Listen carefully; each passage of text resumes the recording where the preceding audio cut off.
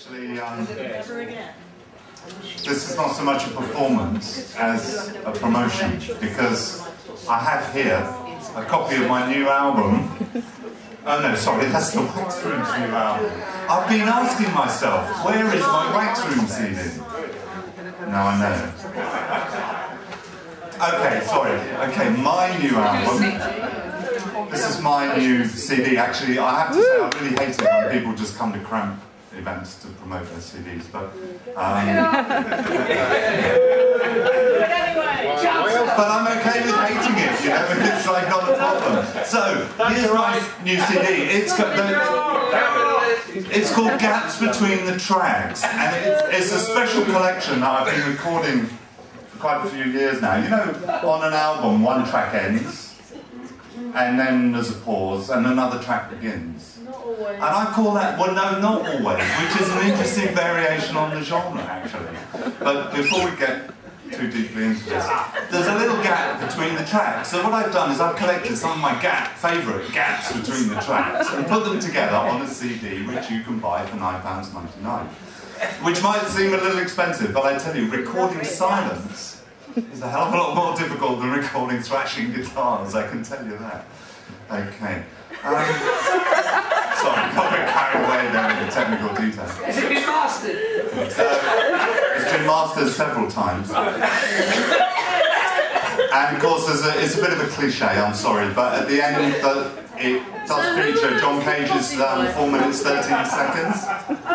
And it's a special version of that I've done for the guitar, because of course he wrote it for the piano. The guy walks onto stage, sits down at the piano, opens the piano, looks at the music for 4 minutes 13 seconds, closes the piano, picks up the music, walks off stage. That's the whole piece. Now I've redone that, but I don't want to blow my own trumpet, but I am an innovator. And I have, you know, standards, I have something to live up to with that reputation.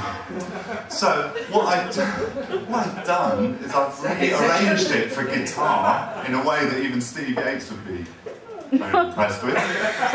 4 minutes 13 seconds. So there it is. Gaps between the tracks, and it features some of my favourite gaps. There's a beautiful one on Simon and Garfunkel on Bridge Over Troubled Water. After Bridge Over Troubled Water, that's a beautiful gap. It's one of my favourite gaps. The Sound of Silence. They almost match it actually. It's 2 on one album. I mean, there's some great gaps. You all must have your favourite gaps on albums. Yeah? Yeah, don't be shy. No, I've already said 2 of mine. I'm not sure it quite comes off, but I've also tried to record, you know Bob Dylan's Subterranean what's the album called? Homesick Blues. Bring It All Back Home. Bob Dylan, Bring It All Back Home, there's a real step forward, because it's not the gap between the tracks, it's the gap before Subterranean Homesick Blues that is just totally exquisite. And I've done that on here as well, and I'm really pleased with that. So anyway, you can approach me with a tenner and a pint and a small glass of Lagavulin, and I'll flog you gaps between tracks. Now I thought I'd perform tonight something from the album. So what I'm actually going to do is I'm going to play 2 songs, but they're just like incidental. Usually I just play these songs like to warm up before I play songs. You know, little sort of something back to my show. But what I'm going to do is I'm going to play one of my favourite gaps between the tracks, in between the 2 songs. So what I'm going to ask you to do, at the end of the first song I'm going to play, please don't applause. No applause. Not many people will want to. That's fine. But you know, sometimes you're in a gig and you're drinking and you're chatting to someone and blah, blah, blah, blah, and the music stops, so you clap.